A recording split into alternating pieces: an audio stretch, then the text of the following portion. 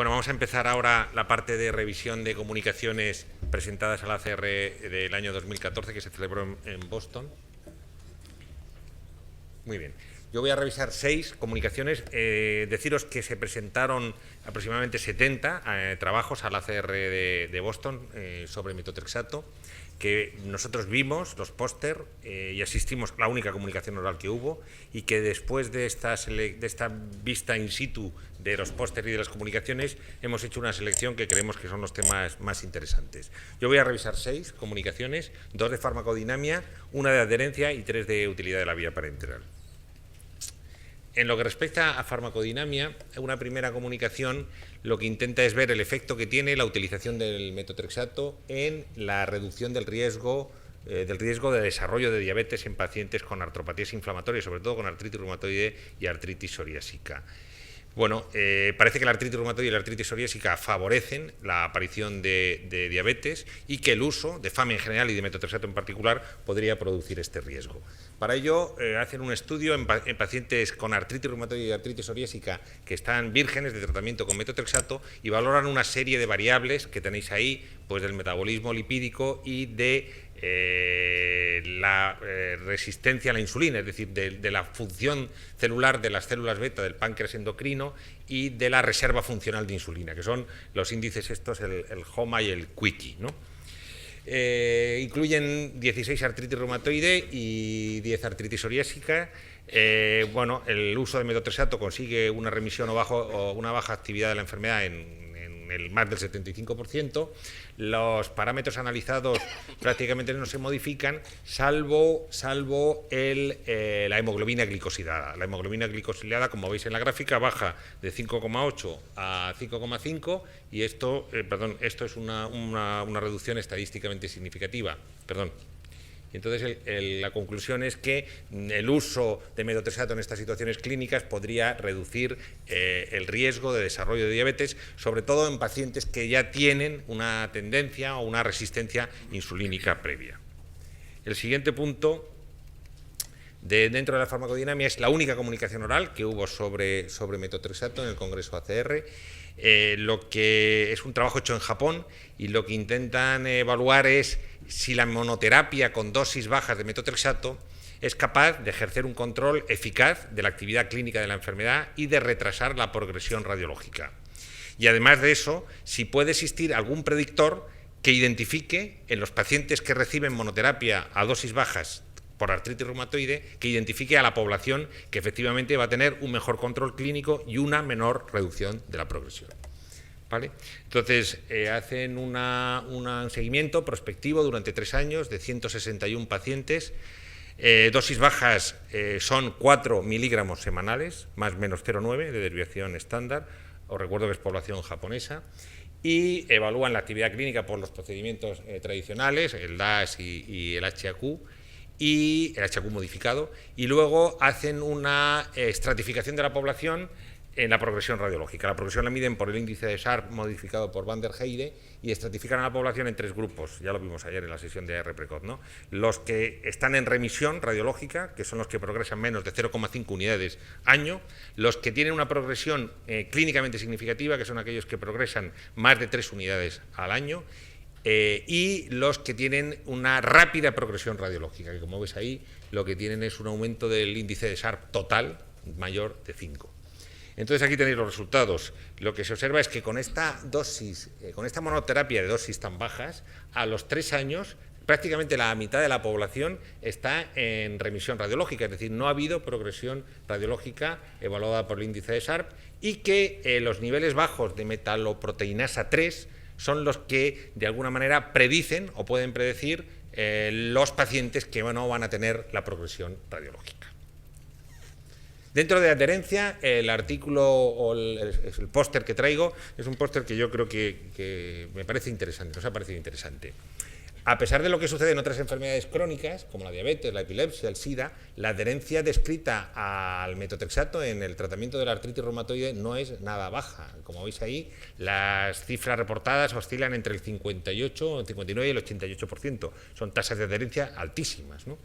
Entonces, el objetivo que se plantean estos investigadores es describir, o sea, estudiar la tasa de adherencia en pacientes que empiezan el metotrexato en monoterapia por primera vez e intentar describir factores asociados a la no adherencia. Utilizan un estudio observacional prospectivo a un año, me parece que es, sí, de pacientes que van a recibir metotrexato por primera vez y analizan pues, una cohorte importante de variables clínicas y utilizan este cuestionario, el CQR, el Compliance Questionnaire Rheumatology, que es una medida autoaplicada de adherencia. Los resultados obtenidos son, en primer lugar, y me gustaría resaltarlo, que la adherencia es importantísima en estos pacientes, es del 80%, o sea, hay un 20% de no adherentes. Predictores de adherencia, el más importante de todos, una situación basal de actividad clínica importante. Los pacientes con DAS28 más alto son los que tienen mayor adherencia. Ahí tenéis un 30% más de posibilidades de ser adherentes. Y el segundo es, pues lógicamente, un bajo cuestionario de cumplimiento del fármaco, ¿no? Y la adherencia no se asocia con otras variables analizadas, ni con las puntuaciones de ansiedad y depresión del Hamilton, ni con el HAQ, ni con la comorbilidad, ni con la percepción que tiene el paciente de su enfermedad. ¿Cuáles son las causas principales de adherencia? Pues la primera de ellas es, la mala información médica, es decir, parece que muchos de los enfermos que les mandamos el metotrexato no lo toman porque creen que solo tienen que tomar una dosis, es decir, que se toman la primera dosis y piensan que con ello van a conseguir el control de la enfermedad. Entonces, insistir, y así se dice en el artículo, en que se debe transmitir una correcta información al paciente. Segundo punto, pues acontecimientos adversos y luego olvido o decisión personal del paciente. Los tres últimos abstracts son referidos a la utilidad de la vía parenteral. El primero de ellos lo que intenta analizar es, se plantea una hipótesis, que ya la ha dicho el doctor Rosas y que todos muchas veces la tenemos, es si verdaderamente el uso de la vía subcutánea alarga la monoterapia con metotrexato. Para ello analizan una base de datos muy importante, que es la base de datos de los veteranos de las Fuerzas Armadas de los Estados Unidos, tratados y asistidos en toda la red sanitaria que tienen, específica en este país, y lo que se trata es de identificar verdaderamente si los pacientes con metotrexato subcutáneo duran más en la terapia y aprovechan el estudio para comparar la toxicidad hepática entre los dos grupos. Ya hemos visto en el estudio de Brown previo que he comentado que parece que la vía subcutánea podría reducir la incidencia de elevación de transaminasas.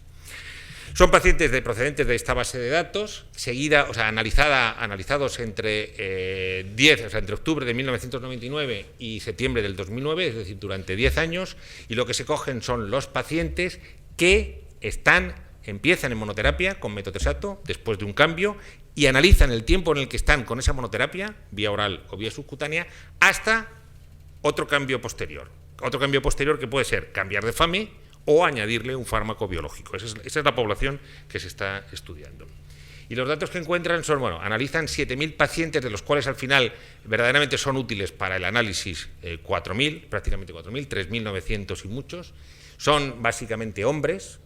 Os recuerdo que es una base de pacientes procedentes de Fuerzas Armadas, casi todos de raza blanca y con una edad pues, avanzada, más de 55 años. Entonces, en el periodo de monoterapia hasta el switch, hasta el cambio, los que están en metotrexato oral aguantan 627 días y los que están en subcutáneo 962 días. Cuando se hace un análisis de regresión logística ajustado para averiguar cuál es el factor que más interviene en la duración de la monoterapia, resulta ser la utilización, está significativamente asociada con la utilización de metotrexato inyectable.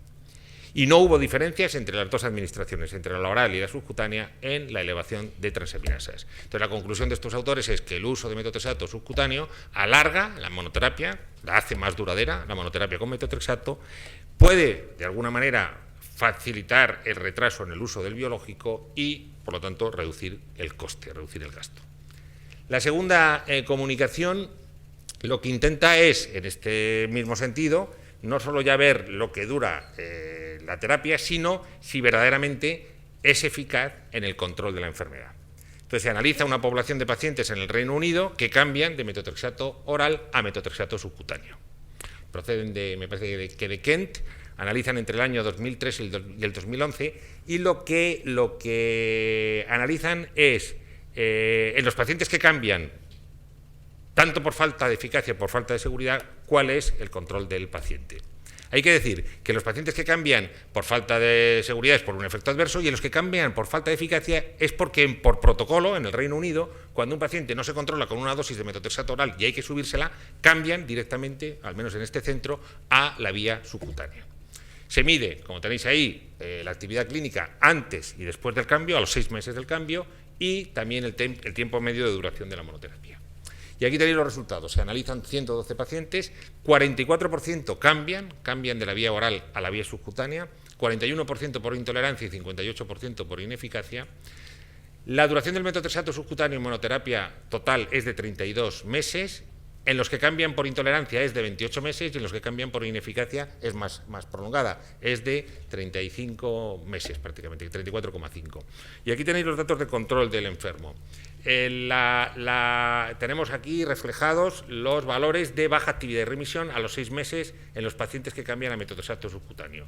Este es el valor en los que cambian por ineficacia, en los que cambian por intolerancia y en el total. Veis que hay porcentaje apreciable de pacientes que están con baja actividad o en remisión.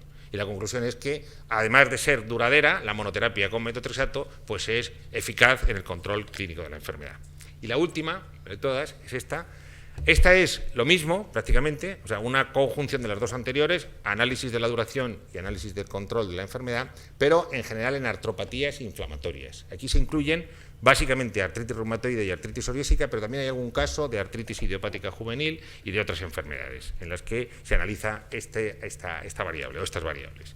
Y lo que se encuentra es que después de un tiempo medio de seguimiento de 46 meses de uso de metotrexato subcutáneo, el porcentaje de pacientes que permanecen con metotrexato subcutáneo es del 79%, el porcentaje de pacientes intolerantes a metotrexato oral que permanecen con el subcutáneo es del 65%, el porcentaje de los que suspendieron el subcutáneo y precisaron terapia biológica del 39%, y el porcentaje de los que continuaron el subcutáneo y que precisaron terapia biológica es del 28%. Y las conclusiones son que un amplio porcentaje de pacientes intolerantes al metotrexato oral toleran el fármaco por la vía subcutánea, que la permanencia en la vía subcutánea después de la suspensión del oral sugiere además un aumento en la efectividad, y que los pacientes que se mantienen en metotrexato subcutáneo precisan con menor frecuencia el paso a terapia biológica. Los puntos, por lo tanto, a remarcar de esta parte mía serían, en primer lugar, que el metotrexato, controlando la actividad inflamatoria de la enfermedad, podría reducir el riesgo de desarrollo de diabetes, de prediabetes.